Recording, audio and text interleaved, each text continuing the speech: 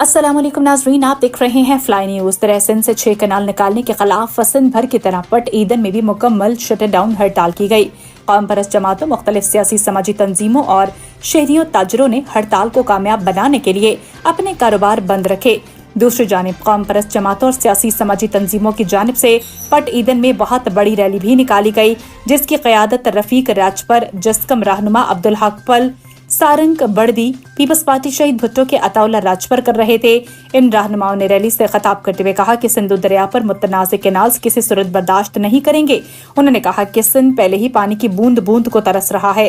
दरिया और कैनालों में रेत उड़ रही है। सिंध भर में जमीन और फसलें सूख रही हैं। अब तो मवेशियों के पीने का पानी भी नहीं है। अगर ये कैनाल बनाए गए तो सिंध में कहत साली हो जाएगी और सिंध के लोग फाका कशी का शिकार हो जाएंगे। उन्होंने आखिर में कहा कि वफाक अपना किबला दुरुस्त करे, बसूरत दीकर दमादम मस्त कलंदर होगा। हमारा सिर्फ एक ही मुतालबा है, तो कैनाल का जो नोटिफिकेशन है वो वापस लिया जाए और हमारे सिंधु के ऊपर जो 6 कैनाल बना रहे हैं वो नहीं बनाए जाए। दरिया सिंध पे जो ये कैनाल निकाले जा रहे हैं, इससे हमारे सिंध को बहुत नुकसान हो रहा है। हम ये नुकसान बर्दाश्त नहीं होने देंगे। हम सिंध के साथ हैं। हम सारे सरासर सिंध के साथ नाजायजी है। ये सिंध के हक पे सीधा सीधा ढाका है। सिंध को बंजर और खुश्क और जो है ना कैद साली पे मजबूर किया जा रहा है।